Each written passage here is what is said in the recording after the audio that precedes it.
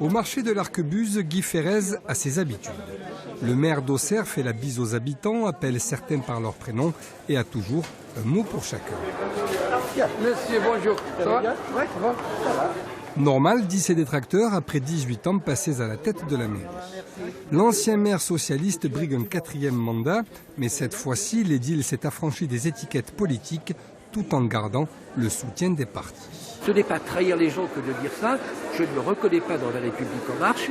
J'ai le soutien de la République En Marche. Je ne me reconnais pas dans le Parti Socialiste et j'ai aussi le soutien du Parti Socialiste. Je n'ai de compte à rendre à personne, sinon aux Auxerrois et à la ville elle-même. Et je vais souhaiter et décider de partir sans étiquette, précisément pour être un maire de rassemblement comme je l'ai été, je crois, jusqu'à présent. On a deux gros temps forts. Il y a le débat télévisé le 26. Ah oui, je pense qu'il faut Sur son programme, ses affiches ou au local de campagne, aucune trace non plus de l'étiquette politique de Cressan-Marot. C'est pourtant bien le candidat LR à Auxerre.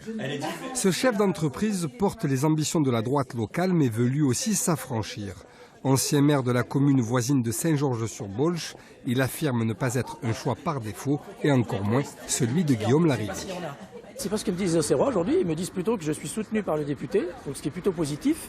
Et pour ceux qui me connaissent en général, ils savent très bien que quand je fais quelque chose, c'est que j'ai envie de le faire et c'est pas parce qu'on m'a obligé à le faire.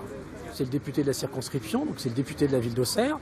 Donc que les gens soient soucieux du travail du député, c'est plutôt positif. D'abord unis, les Verts vont au final présenter 2 listes à Auxerre. Les électeurs auront le choix entre 2 femmes qui se revendiquent l'une comme l'autre écologistes. Je suis Maud Navarre et tête de liste Bonnet Printemps pour Auxerre. Oui, donc c'est quel Ah oui, écologie. D'accord. Les écolos, d'accord. Voilà. Vous avez raison de Je suis la seule. Je suis la seule. Voilà. Maud Navarre est l'une d'elles et la jeune femme ne regrette en rien cette situation. Cette journaliste de profession ne craint ni de brouiller le message ni de perdre des électeurs. Sûre d'elle et de ses forces, l'ancienne adjointe de Guy Ferrez se déclare comme l'unique candidate des Verts. Merci, au revoir. Alors, il n'y a qu'une seule liste qui est soutenue par Europe Écologie Les Verts et c'est la mienne. Voilà, c'est la seule liste écologiste officielle. Et donc, nous sommes les écologistes. La seule liste écologiste, c'est celle qui propose un vrai renouvellement.